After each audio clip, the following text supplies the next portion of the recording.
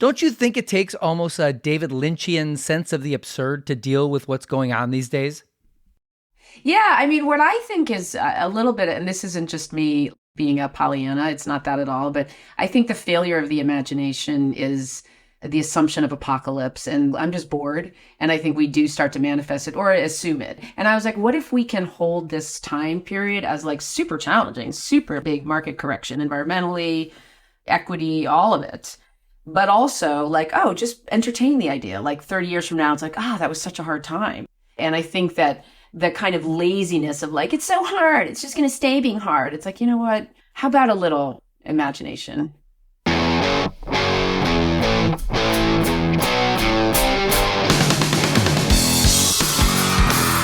Hello, Cleveland!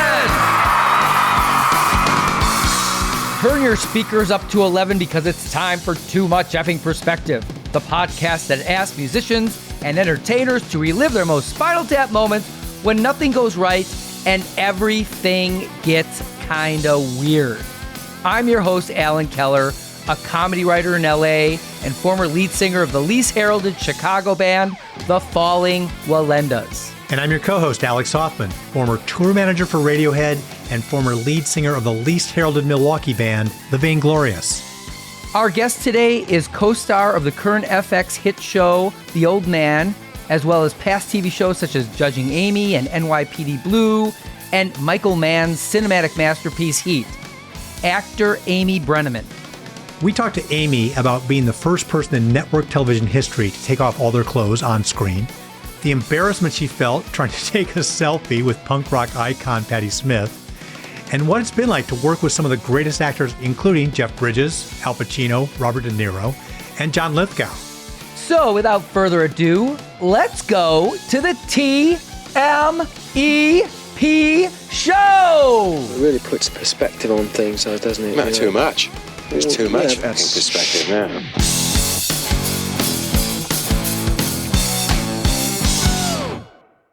Alex, when I started writing music back in the whatevers, I never heard of the word process before, but I had one. Aside from marinating in my favorite bands like Elvis Costello and the Attractions, Nick Lowe, Joe Jackson, Graham Parker and the Rumor, 10cc Queen, I carried a notebook around wherever I went, would write whatever lyric popped into my head. And I did the same with music, often just humming a melody into this tiny little tape recorder I had. Yep.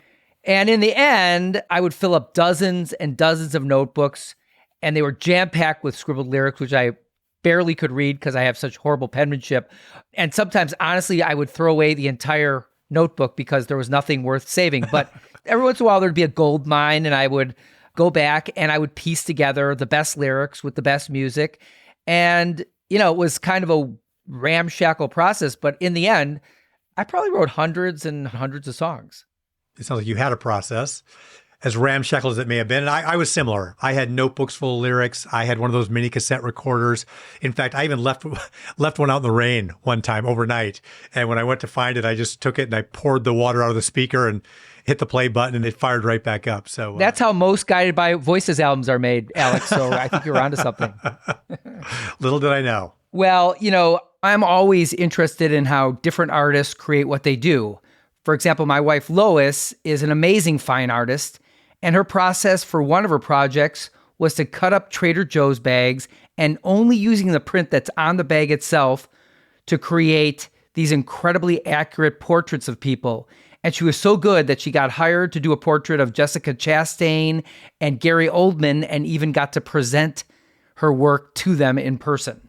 Yeah, no one's art looks like hers and her art doesn't look like anybody else's. It is truly unique. Agreed. To your point, there's more to a process than just physically making the art. There's also a mental component to it as well. And many people who are high performing in a range of things, whether it's high performing athletes or creatives or other things, they have a process. It's interesting because now that I've moved on from music to writing screenplays, I sometimes get lost in whether I have a process or not. But what I do is I sit down every day and I just bang my head against the desk and eventually something falls out of it. I was in a writing group with a bunch of people and my friend Dylan Brody, he said to me, you think you're procrastinating and you think you're not focusing. Actually, all that to him is process. Process is whatever you do in your life, whether it's watching TV, whether it's taking a nap, whether it's playing a game. I mean, eventually that filters through your brain box and gets distilled into whatever's on the page. Yeah, well, it sounds like you've come up with a good justification for the time you spend on the Oculus. Absolutely. And I'm going to write it off on my taxes this year. To say nothing of justified to Lois. But anyway, our guest today, actor Amy Brenneman, talks to us about her process, such as how she prepares for the character she plays, and as well as her endless fascination with the processes of the amazing artists that she gets to work with. She even shares a story about comparing processes with her friend and rock and roll legend Stephen Stills, from the band, of course, Crosby, Stills, and Nash, and Young. Right? We got to get to this because this is a really, really interesting conversation that I think covers areas that we haven't on this show before. So up next, our conversation with Amy Brenneman. But first, a short break. And now someone who could run so fast that Heat director Michael Mann had to tell her to slow down so Robert De Niro could catch her, actor Amy Brenneman. So Amy, thank you so much for joining us. Really appreciate it. I just want to say that your name gives me PTSD. And I'll tell you why. When I was in college, every morning at 6 a.m., this is at the University of Wisconsin at Madison, where Alex went as well, some big northern Wisconsin guy named Zablu would wake us up at 6 in the morning with the Pure Prairie League song, Amy, what you want to do? And if I said something, he would throw a Bowie knife at my door. Oh, God. Yeah, it was very traumatic. So you can't hear that song without going immediately into the fetal position. All right. I think it's spelled differently for me, if that helps at all. Well, how could it be spelled?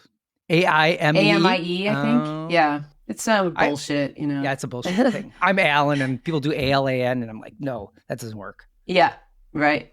You are in a great show, The Old Man, with everyone's favorite Jeff Bridges, right? Now, I'll just tell you my Jeff Bridges story because it's Shannon related. So Shannon Warner is a friend of Amy and mine. She actually connected us, and Shannon basically plans all these events for the Emmys and the Oscars. And Shannon is so cool that she will have me go and treat me like I'm Amy Brenneman. She'll put me in the green room and whatever. So I once went with a friend of mine, David Lasher, and David was actually in White Squall with Jeff Bridges, a Ridley Scott film. And so Jeff was coming there that day, and David introduced me to Jeff Bridges. And Big Lebowski is number one all-time favorite movie. Could watch it every day. So I was really happy to meet him. And he goes, Alan Keller. I knew a crazy guy named Alan Keller. And then he proceeded to tell me about the guy above me on IMDb, Alan Keller, who was like a cowboy actor. And what was so cool about it was he met him on, what's the Michael Cimino film that he was in? That Heaven's Gate. He was in Heaven's Gate. Alan Keller was. Amazing. How is it to work with Jeff Bridges? It's heaven. It's just heaven. I mean, there's a million things to say about him, but he's just one of the most loving and supportive. You just feel seen, you feel loved, he's interested in you. I get a little special time because I'm his gal in the show, but I think the craft service feel that way. It's just how he walks through the world. Deeply creative. And Lithgow is the same way, John Lithgow. Right. There's so many, sadly, too many examples of toxic masculinity and what does it look like to be a good man? It's like, these guys are good men. That's how you do it. That's how you do it. And that's how you also behave as an artist. These guys, if they're not acting, they're composing. If they're not composing, they're painting. If they're not doing it themselves, they're encouraging you. It's like this water wheel of creativity and lifey connection. It's really awesome. And then it's just fun. It's just plain fun. And when we're talking to each other, we're really, really talking to each other. I mean, we love each other. We started saying I love you within weeks. And there's just this unbridled affection and appreciation. And that was before he almost died twice. So now it's even deeper. And yeah, it's weird. It's like, we laugh about this on The Old Man because I got this gig 4 years ago. There's only 7 episodes that have ever aired. Right. We had COVID. We had Jeff's lymphoma. We had Jeff's COVID. And then we had the strike. So yeah, wow. But during that time, Jeff had his struggles. My mom passed away. all sorts of life has happened. And like I always say to Jeff, we talk, and also we have both very interested in spiritual practice and just have a lot of crossover that way. So we'll be having these conversations and then the cameras will roll and it's almost annoying. It's like, oh, right. Oh, that's right. It's just so beautiful. It is so beautiful. And also his physical presence. I mean, there's a reason he was so good in Big Lebowski. I crawl on his lap. It's like we play with the He's a big guy. Rottweilers. It's like the physicality and the generosity of, and also, this is the last thing I'll say, although I could go on and on. You know, he's been married to Sue forever. He's got 3 daughters. It's not like he loves women. It's like he is a woman. You know, his male and female energy is so beautifully calibrated that he's just available. I haven't met many truly charismatic people in my life. And what you said was very true. Charismatic people make you feel like you're the only person in the world. I met Bill Clinton. Bill Clinton was like that. I met this guy, Dennis Frankenberry, an ad guy who ended up killing someone in a vehicular manslaughter case. So just because someone's charismatic doesn't mean they're a great person, right? Yeah. Donald Trump is charismatic, you know? I think the thing about Jeff is he knows what that is. He knows what it is and he knows how to use it, right? I mean, I think you can use charisma for very nefarious purposes. I mean, the other interesting thing is I come from lawyers. I mean, I was always in theater, always loved it, but it's like to make a profession was sort of a rebellious thing. It's an irresponsible thing, you know, and it had a certain kind of neurotic, like, you know, fuck you. And I was talking to Jeff. I was like, oh, your dad was Lloyd Bridge. You didn't have that. And he's like, no. I was like, what did your dad say about acting? He's like, it's really fun, Jeff. You should try it. Like, there's nothing neurotic about it. I mean, he said I did have to have that moment because a success came to him very early on where he's like, this is too easy. I'm not that into it. It's my dad's field, for him to claim it for his own. So he had that journey. But in terms of rebelling against anything, it's like being a creative person is a valid thing to do. You can make a living and it's a beautiful way of life, like rather than what the lawyers say about it, who are probably just jealous. Yeah. To circle back to the theme of this show and Spinal Tap moments, can you share with us a Spinal Tap moment with Jeff Bridges? Oh, yeah, I can actually. So I was in a scene with Joel Grey and Jeff and John and the 2 Rottweilers. And for our listeners who may not know, and I didn't either, Joel Grey is a celebrated actor of the stage, screen, and TV who is probably best known for having won an Oscar in the early 1970s for his role as the over-the-top master of ceremonies in the film Cabaret. Yeah. Joel is incredible in every way, and he's 92. So he needs teleprompters, no problem. So they had 3 teleprompters. One that would be for when he's looking at Jeff standing, and then one teleprompter for Jeff sitting, and then another for John Lithgow who stands. I don't say a lot. I mean, I was kind of on his axis, so he didn't need one for me. And the Rottweilers. And it's the first day of the writer's strike. So we don't have our producer. I mean, we had a director, we had the crew, you know, but it was so in retrospect, how you really should use teleprompters is Jeff and John probably shouldn't have even been in his eye line because to get the shot, he should look right into the teleprompter, right? But, you know, Joel's a good actor and he wants to connect with his fellow actors. I know that feeling. So Jeff would say his line and then Joel wouldn't look at the teleprompter. So Jeff, because he's a mensch, would be like, no, Joel, you got to look at the teleprompter. Also super respectful, like never, it's like, an old guy. It's like, no, it's Joel Grey, you know? So he's like, but Joel, I'm going to say my line, but then don't look at me anymore. You know, just look at the teleprompter. So I'm watching this circus of Jeff Bridges going like, well, blah, blah, blah. And then like putting his hood on and like dropping to the floor and like pointing like, Joel, that one. And then I'm like trying to be really serious and do my part. And then the dogs were there and we're hanging on by a thread. And everybody's sort of tense, but laughing, but tense. And then there's a shot of me, a profile, Joel, and me into the dogs. And the dogs are supposed to be like, you know. So I'm acting up a storm, and I hear the director giggle. She's not a giggler. And then finally she's like, we have to cut because as I'm acting up a storm, the dogs are going down on each other. Like there was this whole, like, apart from Joel Grey and the teleprompters, just the dogs having mayhem. Perfect. So yeah, you do what you do. And I was like, I hope for a bunch of reasons, mainly because our writer wasn't there, John Steinberg, who I adore. I was like, hey, maybe we'll reshoot that episode because I didn't feel great. And they're like, no, it came out really well. Oh, there you go. That's the beauty of editing. That's an awesome story. So I'm friends with someone you may know who speaks highly of you, Jeff Hansen. Oh, Jeff Hansen. He probably was there. Yeah, I got to get the other side of that. Yeah, teleprompters are interesting. I was in a band called the Falling Melendas, and half my bandmates joined Brian Wilson afterwards.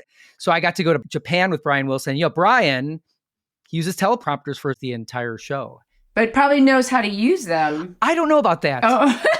This is Brian Wilson. I'm not sure he understands it. He might not even realize it's there. He might just think it's words in his head. I think Axl Rose was using teleprompters 30 years ago. True? I'm almost positive.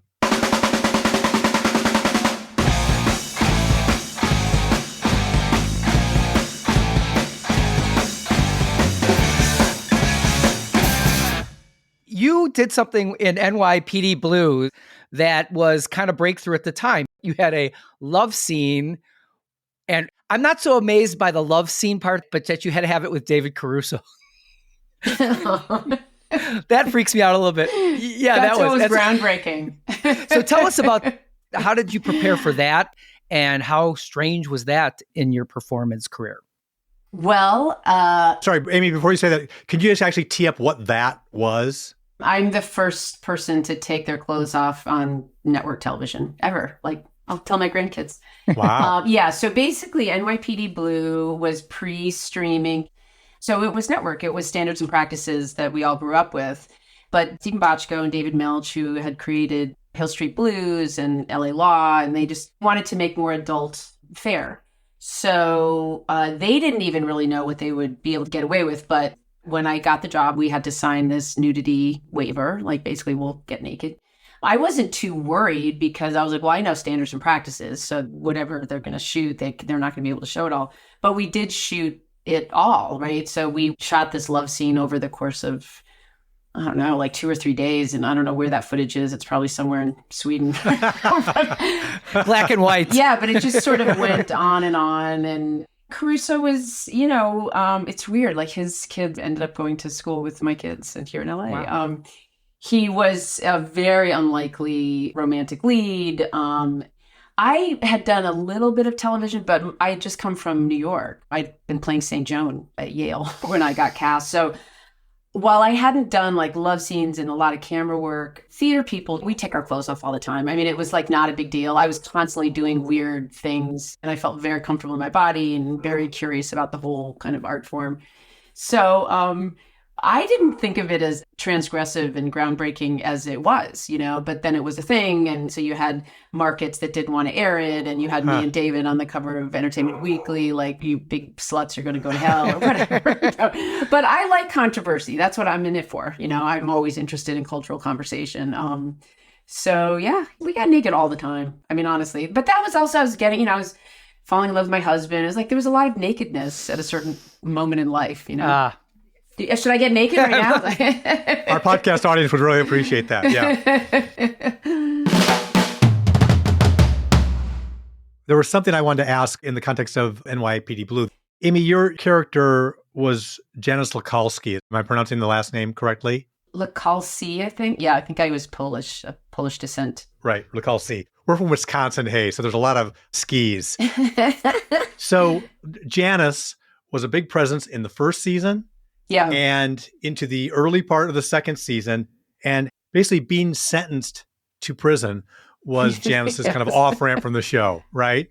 Yeah. And I've always been curious about the Spinal Tap moment of getting the script, paging through, and also going like, wait, where's Janusz? I'm not seeing Janusz beyond episode 4 or whatever it is. Oh, no, that wasn't a Spinal Tap moment. That was getting fired off a show moment. Okay, so yes, in the pilot of NYPD Blue, I got naked and shot 2 men point blank in the face. It was a very splashy introduction. David Milch was always, still is interested in the gray areas, and, he'll quote Dostoevsky and things I've never read, but he thinks I did. So I did it because my father was a bad cop. I can't even remember now, but I sort of did it to protect him. So basically what happened was that storyline concluded in the first third of the first season. And then they were going to fold me into other storylines, like I'm a cop. And apparently the audience was like, that chick never went to prison. We saw her shoot those guys. And I know now as a creator myself, it's like, oh, right. Like that character doesn't easily segue. But I think that if Caruso had stayed on the show, I was so connected with him, I think I would have come back as a whatever periodic person. But the funny thing, what I thought you were going to bring up was because David flamed out, it was very dramatic and he wanted more money and they wrote him off the show, too sweet, right? But in my storyline, it's like, you're going off for 6 months, but with good behavior, blah, blah, blah. So the idea, again, if David hadn't flamed out, I would come back. So I will get hardcore fans say like, what happened? I was like, I must have been really bad in prison. It was supposed to be 6 months.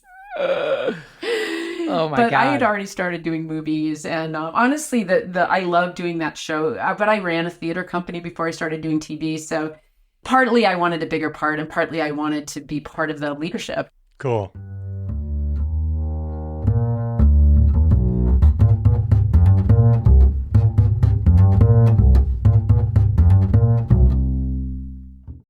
Amy Brenneman, what is your favorite scene in the movie This Is Spinal Tap? There are so many, but probably when they can't find the stage. I just know as a performer that feeling. It's like, ah! Has it ever happened to you before? Yeah. Oh, constantly. What's weird on a sound stage, as well, like there are sets, but then there's usually like black curtains as well. So I often cannot find my way to the actual outside. And I live in Southern California where there are earthquakes. So I have had that experience. There's a very funny clip of me on camera during Judging Amy, me and Richard T. Jones, when there's an earthquake. And you see the look on both of our faces. I feel like true to gender stereotypes, I stay really calm and I don't leave. And Richard, of course, because he's a human, is like, what the hell? Just like exit frame. I was like, I cannot break character, even though there's an earthquake. He ditched you? He ditched it. He saved his own hide. Yeah, he's the guy you want in the exit row in front of you on an airplane, right? He's like, get out first. Yeah, to show the way. We've never really talked about earthquakes here. We all live in Southern California. Well, Alex used to live in Southern California. Let's share our most harrowing earthquake event. Amy, what would yours be? Were you here during the 92 or 94 quakes? 94. Yeah, I had kind of just moved here from New York, and I was in the Hollywood Hills. I lived in this guest house that looked really spindly, those houses with like a little spindle. I didn't know those houses are often very sturdy because those spindles go into bedrock. They're not as spindly as they look. I had been dating who is now my husband for a couple months, and I had his dog. He was up in the Bay Area at ILM. He's directing a movie. And I woke up, and it was a pretty gentle. It was not violent, but it was long.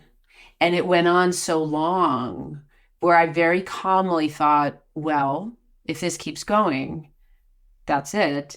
So I'm very proud of this, actually. I started to get my mental house in order. I was like, thank you. I love you. And it's almost like in retrospect, when I didn't die, clearly, that I thought, oh, wow, I got to that point, So it wasn't like things weren't banging off the wall. It just wouldn't stop. Yeah. Just wouldn't stop. I didn't live through the biggie, but there was one that was pretty large. I remember it was really strange because it looks like there's a big wave happening in your living room. I like that feeling, though, of the earth moving. I mean, I'm a New Englander, so I didn't grow up with it. But it's like, it's so the earth moves under your feet. I was like, yeah, it's moving all the time. Psychologically speaking, it's like it does not throw me. Alex and I are from Wisconsin. We grew up with tornado warnings, and it's a recurring nightmare of me in my backyard holding on to the post and just flying in the wind. I've had it ever since I was a kid, always been kind of panicked by tornadoes. They seem terrifying to me. I have a really good friend out here, a mom friend who's from Wisconsin. And so we have, it's like one of those, like, would you rather be boiled in oil or crocodiles? And so like the earthquakes versus tornadoes, because to me, tornadoes seem really terrifying. But she does say there are warnings, whereas earthquakes just come out. I was like, okay, that's valid. I get it. For me, in junior high school in Wisconsin, I was part of something that was almost like B-roll from The Wizard of Oz. We were in our basement looking out the window, and we saw our garage lift off the ground and smash into the tree in our backyard. Really? Yeah. Oh, yeah. Where? Beaver Dam or Green Bay? Beaver Dam, Wisconsin. The tornado came right up the street and... Beaver Dam. Beaver That Dam. sounds like a stripper name. Home of the Golden Beavers. Well, home of the Golden Beaver. I feel like at my age, that would be the category I would be in, the Golden Beavers.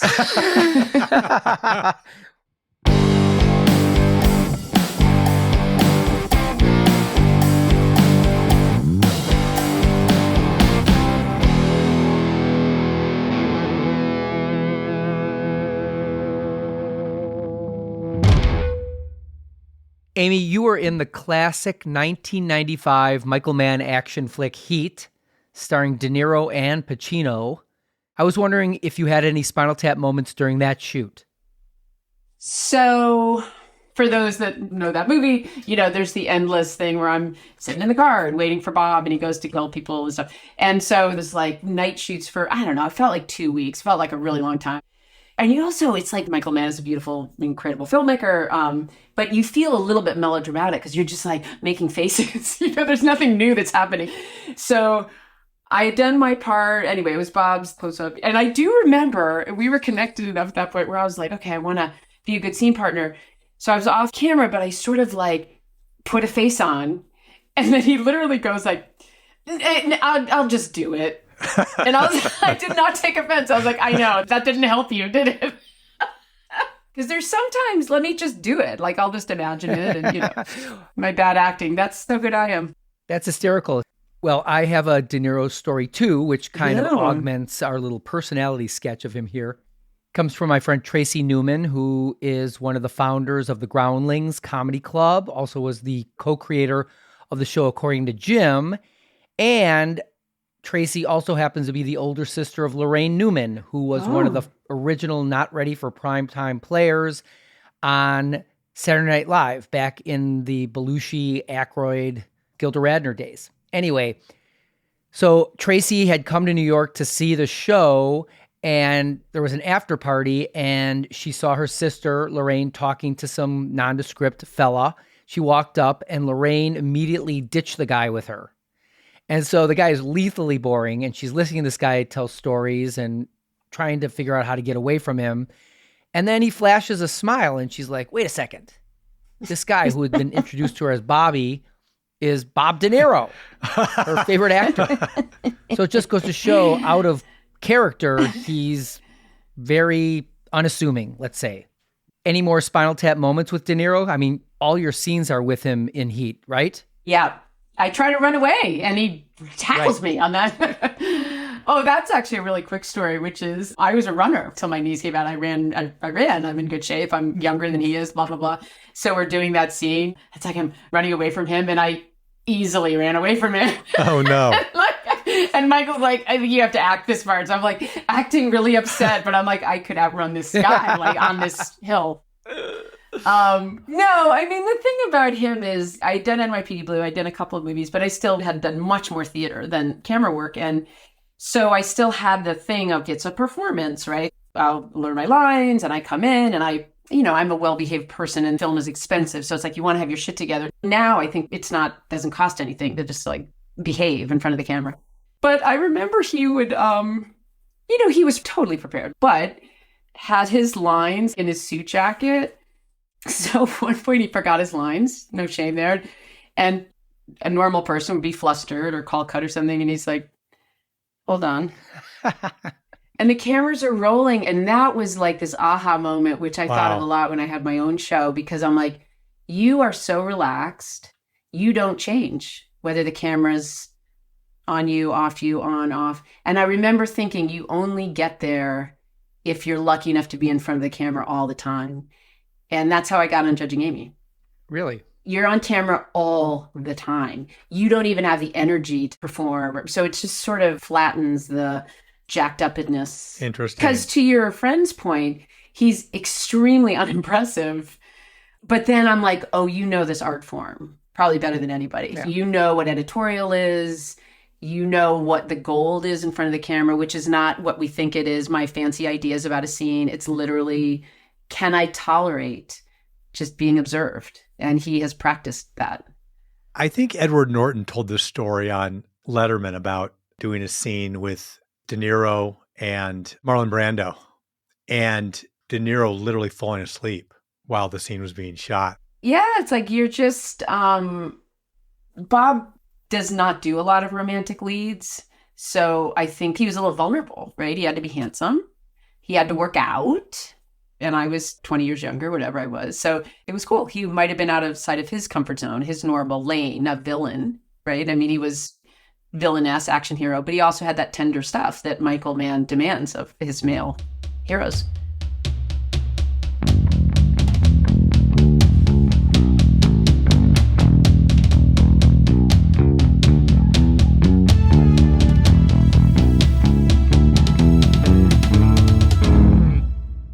You and I share, Amy, a love for a certain musical act, and you're also friends with someone in the band, Crosby, Stills, Nash. Maybe you include Young in there. I'm not sure I do. But you're friends with Stephen Stills, right? I am. My daughter, we went to the orientation at Oakwood, and I remember in front of me was like a Civil War soldier or something. I'm like, what the hell is that guy? And he has a kid that's going to Oakwood. He looks like 170 years old. And then he turned around and his name tag was upside down. And I'm like, oh, fuck, that's Stephen Stills. Well, it's funny to your point of him being old to have younger kids. So for about a couple years, like most wannabe hippies, like all of us ended up at the Waldorf School here in the Valley. And my daughter was in kindergarten. And then I was in the baby class with my son, Bodhi. And with Charlotte, I had been working all the time on Judging Amy. And so I was like, oh, I'm going to do all the things that I couldn't do. So I was in this baby class, and there was this beautiful blonde woman with a cute baby and a really super cute blonde guy with a baby. The woman was Stephen's wife, and Oliver. So Oliver and Bodhi are basically the same age. But the cute guy was Chris Stills, who's also a friend of mine, who's Stephen's adult son, but it's a rock and roll family. So the uncle is younger than the cousin. You know what I mean? I was like, we don't do this in Connecticut, you know? That's crazy. But we immediately became friends. I'm really good friends with Chris, who's also an incredible musician. But the cool thing, to your point, is I was an au pair in Paris when I was 17 and fell in love with Four-Way Street. I mean, just like I listened to it on repeat all the time. I know all the banter, blah, blah, blah. So Kristen said, and this was after Judging Amy was over, but when Stephen would be on the road, he watched Judging Amy all the time. I was like, what? Like, that is not the demographic. But there was something, he liked me, he liked Tyne, he liked the grounded, again, kind of what we were saying, like when he was on tour and feeling lonely or whatever, it's like a family feeling. So when we met for the first time, it was just one of those artists' little antenna moments. I was like, I listened to you to create the scene that moves back to you. You know, like we're just all vibing off each other all the time. And That's interesting. Neat. So we've just stayed really good friends, and he married this wonderful woman. I actually married Chris and Stacy. Like I got the little minister for the day thing up in Ohio. You're kidding. Yes. And what I love also, I did a play recently at the Pasadena Playhouse here, and Stephen came to see it. And in the creative process, I was like, oh my God, can I talk to you? Even though it's different, you know, I'm an actor, he's a musician, but I was like, so this is the way I'm working. And he's like, oh yeah, totally. And I just love talking process with people. And it's so idiosyncratic and universal at the same time. So yeah, I'm like what is it? Cousin Oliver on the Brady Bunch or something. I'm like a cousin of the Stills family. Well, it's funny. I had a similar thing with Rod Stewart was a dad at Sunnyside Preschool, which is where I met Shannon. And one day I dropped off my daughter. It must have been 8 a.m. And I'm in the parking lot and I'm looking at my phone. And then I look to my right, and in this SUV is Rod Stewart in like a full shamrock tuxedo. And again, it's like 8 o'clock in the morning. But what's funny about what you're saying about Chris is that Rod Stewart's kids were also parents in the same school. So his grandson was in the same class as his daughter. I mean, I can't keep up.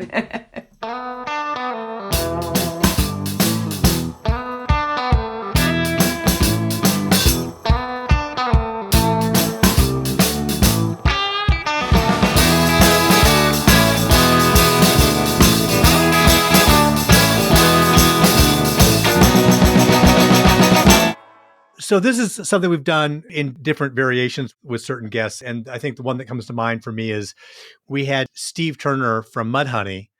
We were talking about the Seattle grunge scene and sort of his interactions with various notable personalities from that era, whether it's Eddie Vedder or Courtney Love or Kurt Cobain or others.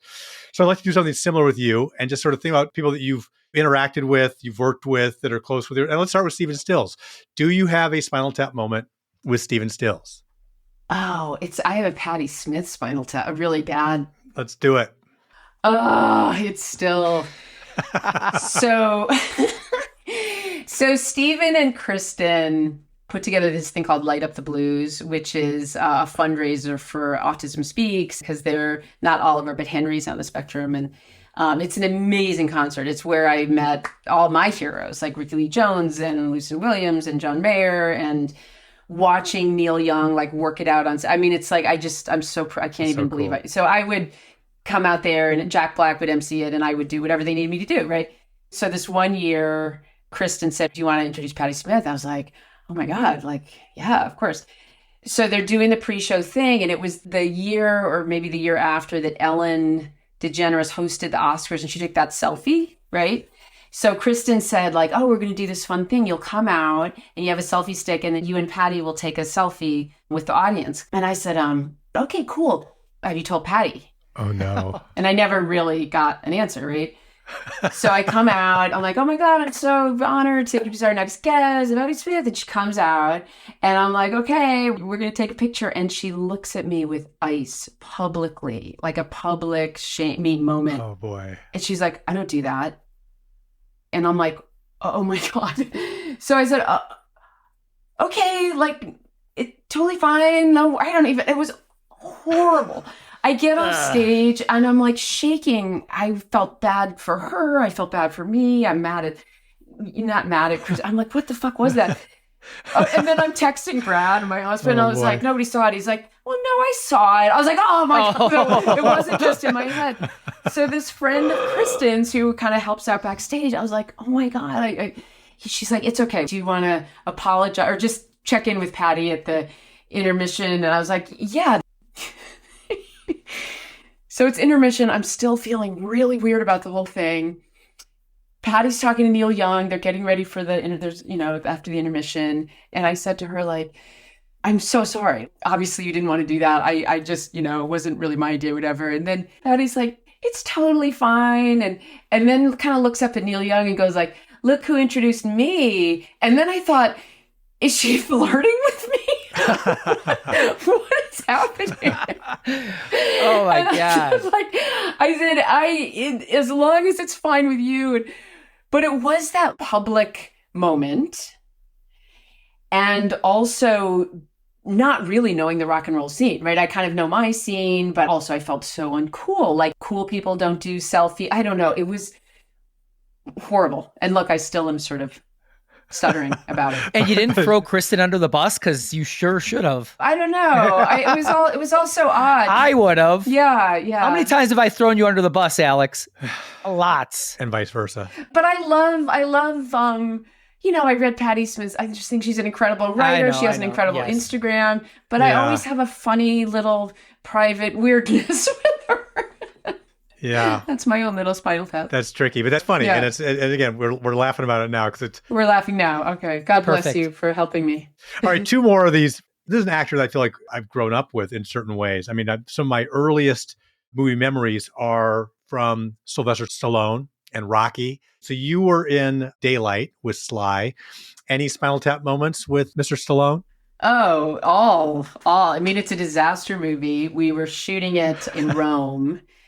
They built the Holland Tunnel in Rome, which was awesome, actually. It's like Poseidon Adventure. So basically the tunnel starts filling up at a certain point. We shot it from like August to February, so a long shoot. So the big thing is the water. I mean, it's so interesting what they would do digitally now. So the water was rising and they wanted to warm the water so that we wouldn't freeze, but it couldn't be too warm because then it would steam, right? So the air, they had to do that whole thing. Right. So this month of December where we were doing this whole sequence, and at the beginning of that sequence, they'd say, okay, we have a 20-minute, got to move the cameras. And then you'd go to your dressing room and pretend that you have something to do. But then honestly, by the time you took off the wet clothes and put on it's like, what, So Sly and I would just sit in the water. It was like a horrible hot tub that we would just sit and chat. And it was really beautiful. Because he thought the world of me was really sweet. And he would say, one day, he's like, okay, but I'll tell you what you got to do. Here's what you got to do. If you want to keep working, you got to keep them guessing. Do different things. I was like, okay. And then the next day, he's like, here's what you got to do. If you want to keep working in this business, you got to be known for the same thing, do the same thing. And then we got to the point where, and this is a really dear, because kind of before and after that time, it was like he was over there and I was over there. But there was this beautiful, it was like we were all at ayahuasca. And I would say, you don't know what the fuck to say, do you? That was actually his last action picture because his rotator cuff was messed up. He's like, I have made my living doing this thing that I can no longer do. And I don't know if I can act. He had this weird, honest, beautiful soul. I had the Rocky poster up when I was a kid. I was like, that guy is in there, this weird, bruised, heartbreaking, damaged male psyche thing, and then he got all muscled up and stuff, but I could glimpse it. But yeah, shooting in Rome was, it was great, but it was that dirty water. They should have called it Dirty Water. That's an old 60s song. Yeah. Sly, he's got a new career now after Tulsa King, which is a really good show. And the documentary that's on, I think, Netflix is really good if you haven't seen it yet. Oh, that's so good to know. It's funny, the whole De Niro was not like this. Needless to say, Jeff Bridges is not like, this is really my only time where it's he's got his entourage and he's got his bodyguard and he's got his whole thing. And I got the gig and then I was like, I have a wedding date. So I started shooting with the other part and then I went off to get married and then Sly was shooting. And anyway, it took a month or two before we started to do scenes together. So my husband, Brad, came over to Rome for a couple of weeks and then he went back to home in LA. And Sly, early date, we chit-chatted, but he was like, where's your husband? And I said, oh man, you already left, you already ditched me. And he looked at me and he's like, yeah, that can happen. Whoa. And I was like, oh my God, I'm totally joking. But it kind of broke my heart. You know what I mean? He would live in a world where you get married and a month later somebody splits. You got to see the documentary because I like him a lot more after that. He had a difficult childhood. His relationship with his dad was really something else, and it really humanized him a lot. I recommend it. I would like to see that. Yeah. Yeah. Okay, last one. 88 minutes with Al Pacino, an Al Pacino Spinal Tap moment.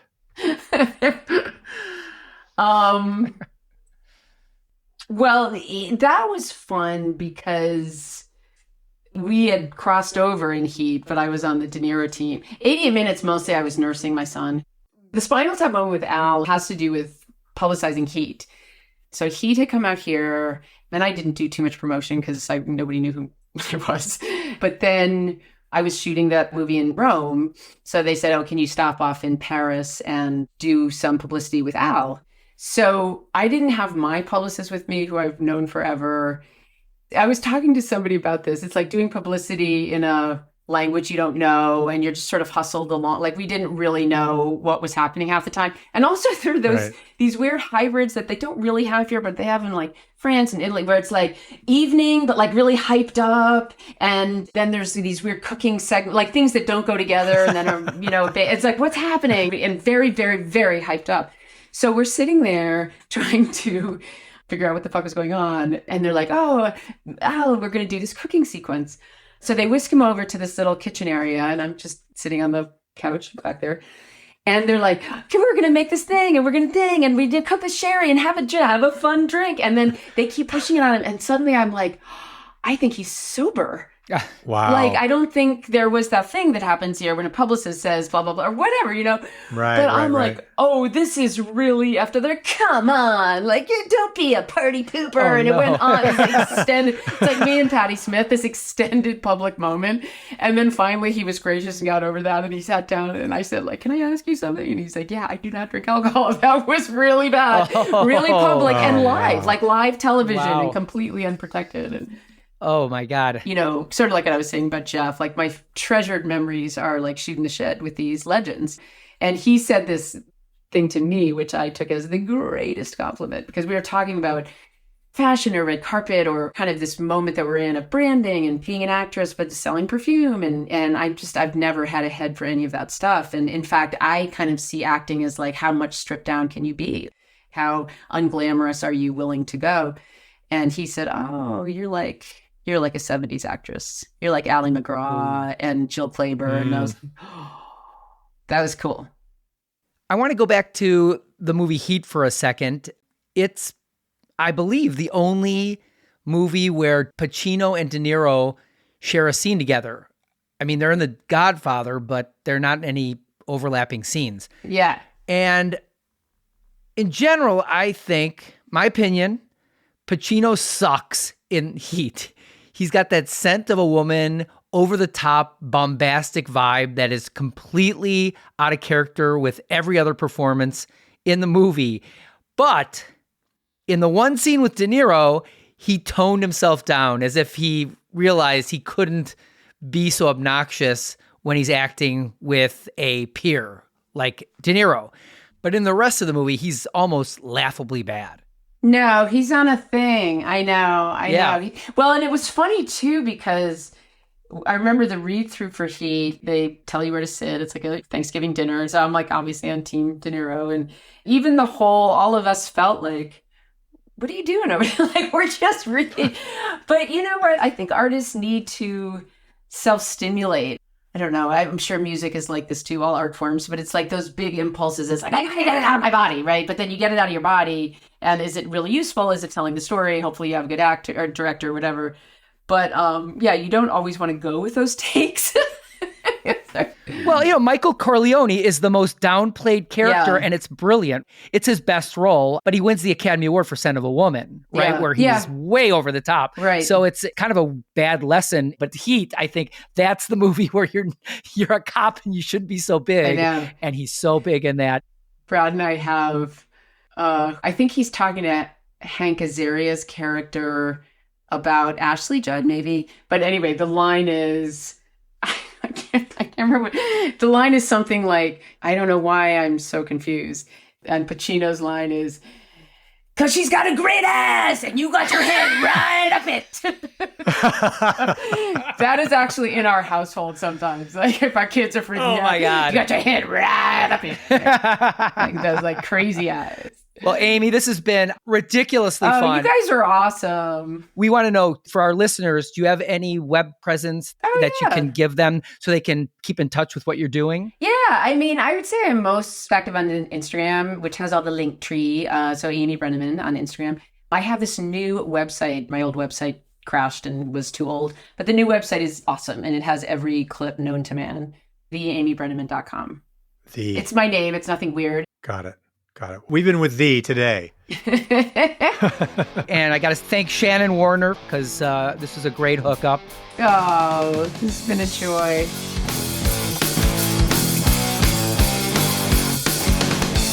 Listeners, it's a good day in the office here at the TMEP show when our guests are funny, generous with their stories, and grateful for the good fortune they've had in their careers. Let's just say that Amy Brenneman makes it one of those fine days. Too Much Effing Perspective is a Milwaukee Talkies original. Our editor is Gretchen Kilby. Our music composer is J.K. Harrison. Please follow us on Instagram at TMEP Show. Visit our website at tmepshow.com to sign up for our mailing list. And find our other episodes featuring rock stars, comedians, and entertainment luminaries whose bizarro stories we enjoy, we think you will too, on Apple Podcasts, Spotify, or wherever you listen. Although it would be as great as having armadillos in our trousers, this podcast is not affiliated with This Is Spinal Tap, and no person or entity connected with the film has sponsored or endorsed its content. The podcast is not affiliated, sponsored, or licensed by Authorized Spinal Tap LLC or Century of Progress Productions. Evergreen Podcast Network.